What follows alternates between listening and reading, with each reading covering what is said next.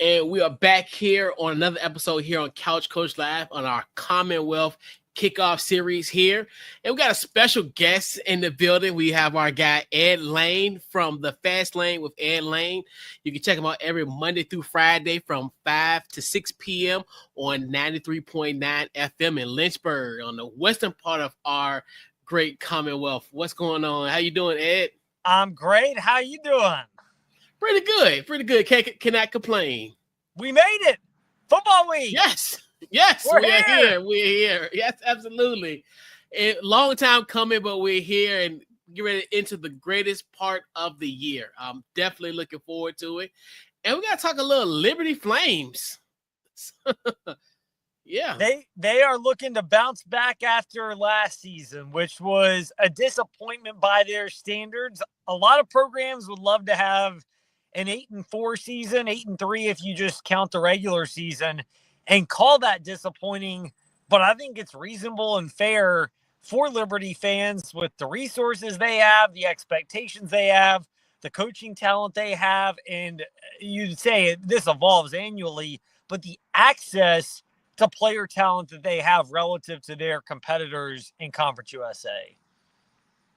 Absolutely. So, and what's your overall thoughts on the off season for the Flames, and also how's fall camp been going for Liberty? I would say overall, they've done a good job of identifying players that fit culturally. And I mean, we could do a bigger picture element in college athletics about how that's a real evolving process since money's involved. And I don't mean this as a get off my lawn, because I think it's fine that players are profiting off of the opportunity to make money. So much of it goes into the business, but it does change dynamics, and it changes not just the 17 to 23-year-olds that are involved in those transactions at the college level, but it's all been not just them. It's their parents, it's agents they have, it's agents they have, which are advisors, which oftentimes, this is not Drew Rosenhaus, Jimmy Sexton agent. This isn't Athletes First with David Mugoletta and Tori Dandy here. We're talking about like Uncle Tim and my friend Bob and like calling them agents. So that's such a navigating process. And so for Liberty, as with many programs, you're trying to find the blend of the fact that you got to get guys that still can play and perform, but also figuring out where they're motivated, because when adversity hits, if they're not motivated, it only is going to get more challenging. And, I know as a parent, as I'm sure you know as well, adversity just makes you more of what you are. And if you're a person with high character, and I'm not talking about just, personal character, I'm talking football character. Do you compete for your teammates? Do you practice hard? Do you study? Do you dig deeper when things aren't going well to find solutions and self-correct? And that's players and coaches. Everybody's held accountable. I think for Liberty, that's been such a theme for them in the offseason. And that part of camp seems like they've done a really good job of addressing.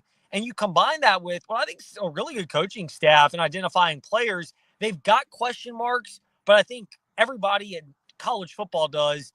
And on a different level, all Group of 5 schools do, which Liberty's obviously a part of. And that boils down to, do you have the coaches that can navigate and trust that? And I would say for Liberty, I think they do. Absolutely.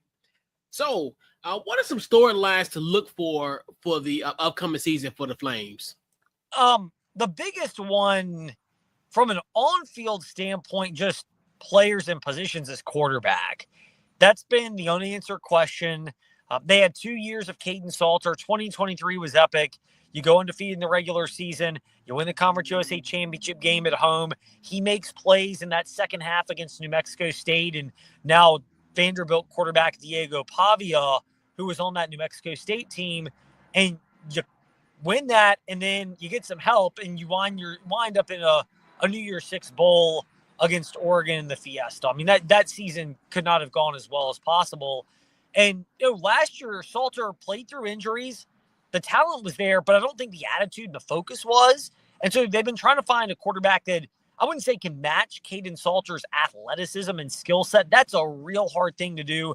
And I don't think anybody on the Liberty roster has got that component, but somebody that can be more mentally focused and locked in and be just consistent, grinding it out day in and day out. Because I think the other storyline is this roster's got a lot of playmakers at the skill positions that touch the ball, at the offensive line with one of the better coaches in Bill Durkin of offensive lines in the country, with Aaron Fenimore, who's a returner. He's at center. That's a crucial position to have a returner. And then a defense with, even though they lost multiple guys to the spring transfer portal window, they still have a loaded group of linemen and edge rushers and a secondary that's as deep as it's ever been. They're stacked in a lot of positions. So how quickly they can get some kind of resolution at quarterback to complement everything else is the storyline that is really dominating the fold for Liberty. Mm-hmm. I know you mentioned, obviously, with Saucer being gone now at Colorado, what are some actual players to watch for this Liberty team? I think on offense, I mean, the quarterback, the battles come down to Ethan Vasco, who Jamie Chadwell and his staff recruited him to Coastal Carolina. Vasco ended up staying and committing and playing there for a couple of years and spent some time at Kansas. And then Ryan Berger, who was on Liberty's roster last year, kind of saw spot duty here and there. His only real game was the Bahamas Bowl, but Liberty had so many players that had opted out at that point. It was kind of a shell of a roster, and Buffalo was the team they played, and Buffalo had a full roster. And so there are things you'd like to see out of Berger, but it's hard to, I think, have gotten a real valuation in the game. And if it speaks to the fact the coaching staff's not comfortable, that's the reality of it. So they've got those two. Michael Merdinger, who played in the Fenway Bowl for North Carolina last year against UConn. He's the lurking third quarterback option. And then you got a true freshman in Ethan Houck and a redshirt freshman in Jaden Bradford, who was a 4-star recruit, but you'd love to have seen more out of Bradford, but he's had injuries himself. And, if you're Liberty, you hope they all stick around. The reality is there's always a chance someone transfers just to preserve eligibility. That stuff just happens, but you're kind of watching that position first and foremost. But outside of that, there are a lot of wide receivers, running backs, tight ends. They feel very strong in that room.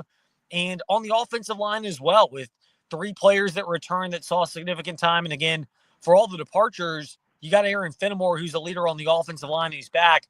If you're talking about guys that touch the football at wide receiver and pass catcher, if he's healthy, Jacob Jenkins, he's been battling some injuries over the back half of camp. But Dante Lee, who was at Shaw University, the HBCU, is, transferred into Liberty and is finally healthy. And there's a lot of optimism that he'll be able to make plays. And then, in the backfield, you lose Quentin Cooley, who is a bell cow running back, 1,000-yard rusher, the type of runner that could carry 20 to 25 times per game easily.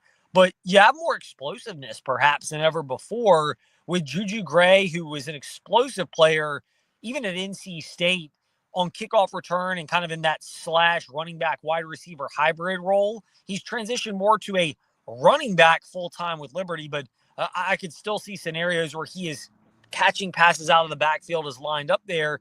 You factor that in with Vaughn Blue as well, who's another shiftier type of running back. And there are reasons for optimism that even as the Flames try to figure out the quarterback position, they've got other players that if you get them the ball, they can make plays and they can make things happen.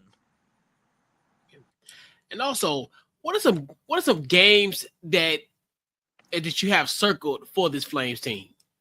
There are a number of them. I mean, obviously the main game, which is their opener on Saturday, the 29th of Saturday the 30th, it's because it's the opener.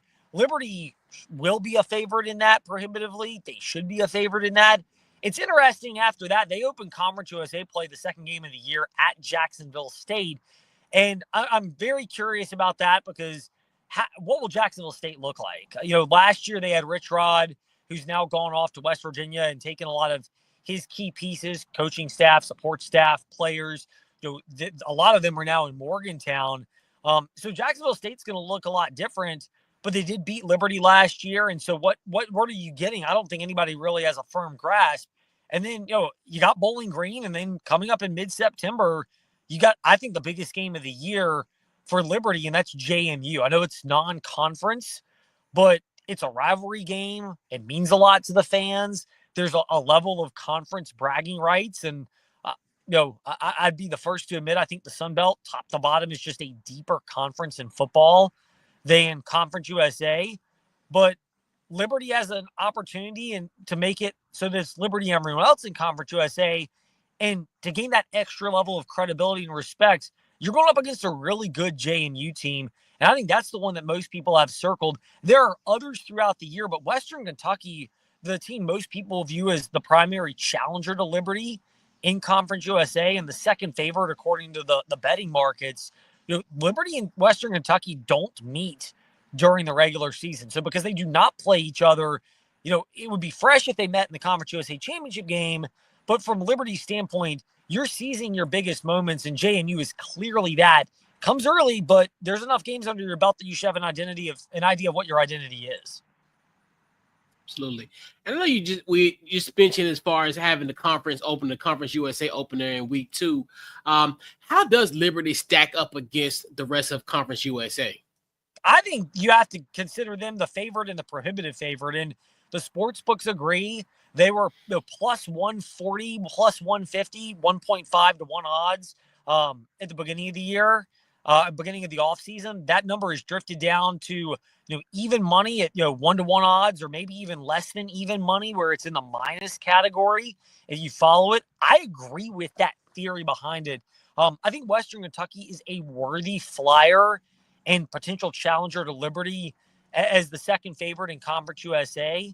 They've got Tyson Helton's a really good coach. I know Liberty beat them convincingly last year in Lynchburg, but Western Kentucky's still a strong team. Tyson Helton's a really good coach.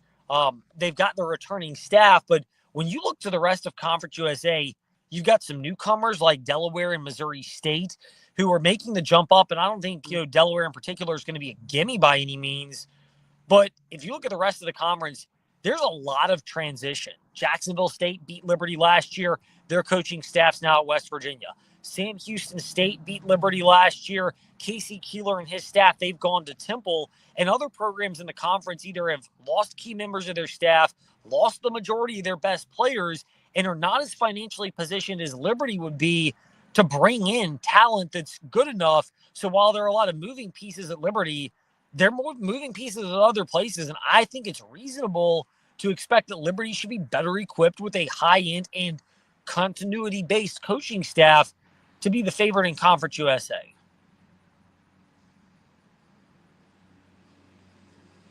Also, there we go. Yeah, all right. So also, what are some realistic expectations for Liberty this upcoming season? Besides, like you said, as far as being conference, potentially favorites, what are some other realistic expectations for Liberty this upcoming season? I think it's reasonable to expect them to win Conference USA as the betting favorite. I think certainly making the Conference USA championship game is even more reasonable and should be more expected for the Flames because they don't draw Western Kentucky. And that's the primary conference challenger. So you start with that particular element, making the Conference USA title game, and not last year where they didn't make it, but they had a chance late in the year because of tiebreaker scenarios and Liberty wins and this other team loses. Like, Liberty should not be in that spot where to get to the Conference USA title game, they need help late in the season. They should be controlling their own fate and in the Conference USA championship game. And frankly, I think it's reasonable to say they are the favorite and they should be expected to host that Conference USA championship game and to win it. Or if nothing else, it comes down to a tie with Western Kentucky as two undefeated teams. And, however the Conference USA tiebreakers proceed, it's how it proceeds. But, I agree with the sports books. They've got Liberty as a 9.5 on their win total. I think the one reasonable game where you probably lean a loss is against JMU. But everything else for Liberty, there's the potential to lose another game in there. Just the odds would say if you lose to JMU, you may lose one other game. But a 10-2 regular season, I don't think is unreasonable to ask for a Liberty Flames team, even with the questions at quarterback.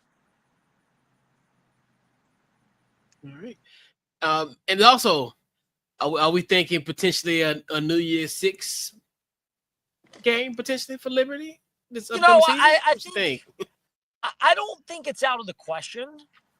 Being in Conference USA and how weak that conference is, they're going to need some help with their scheduling to get in. So I think for Liberty to get to, we'll just say the best case scenario from the New Year's 6 2 years ago, now there's a group of 5 playoff berth automatically for the highest ranking group of 5 team.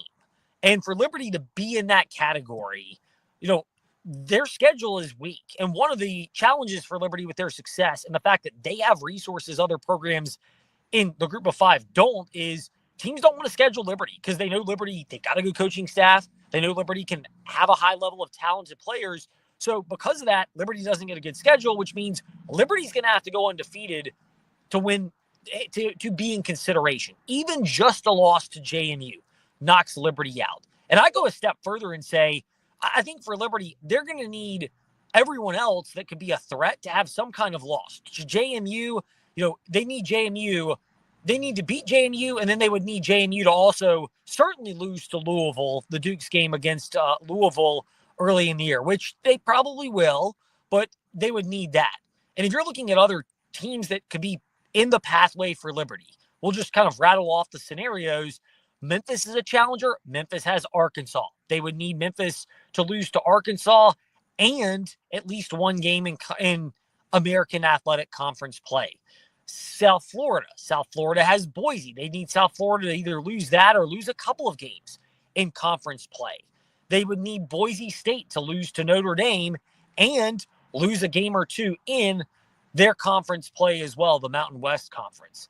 Throwing UNLV a hypothetical into the mix, and I think it's reasonable to think that maybe Dan Mullen's the type of guy that can, have UNLV as one of those surprise group of five teams, but they need UNLV to lose a couple of games. So for Liberty, I think right off the bat, you got to first focus on taking care of your business, and you can't take that lightly.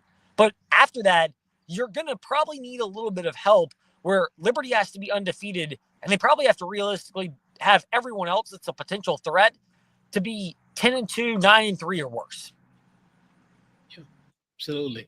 And so Ed, once again, I appreciate you for taking the time to preview the Liberty Flames. Tell them where they can find you social media wise and just plug away what you got upcoming and going. Yep. For sure. I'm at Fast Lane Ed Lane on Facebook, Twitter, Instagram.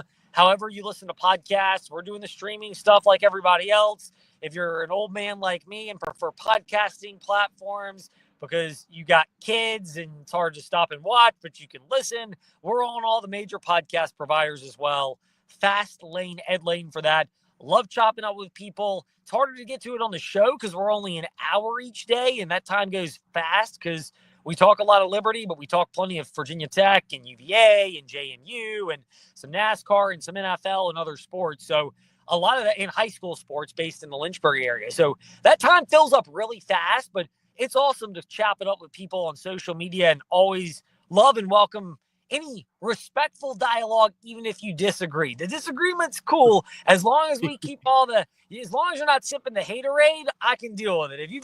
If you're drunk on that, if you've sipped the haterade, I can handle it. If you're drunk off the haterade, all right, we got to be rethinking things here. Absolutely. Like we always say, be respectful in the dialogue for sure. Of course. Dude, we're sports. We can always disagree. Everybody's got opinions. People can disagree. That's what makes it fun. But we got to be respectful. We can't make it personal. You can't be taking attacks at people. I mean, come on. Like, I hate to say it because I would think we should have moved beyond that as a society. But as you probably know on social media, there are plenty of people that have not moved beyond that as a society. No. Right. Right. Absolutely. It's probably worse now because I'll say everyone has a platform. So, my gosh. Right. People think they're smarter than they are. Me included. Absolutely. End up guilty as charged. Yeah, I think some of it too. My phone makes me feel like I'm smart as well too. So that's another. It does. Yes. Yes, it does. But once again, definitely appreciate you, Ed, for stopping by and previewing the Liberty Flames. And I would love to have you down on the show down the road at some point during the year. We'll try to get you back on. And appreciate you, man. You're welcome. Absolutely. Reach out anytime. I love doing it. It's awesome. Will do. And this wraps up our Liberty preview. And we'll catch you guys on our next episode on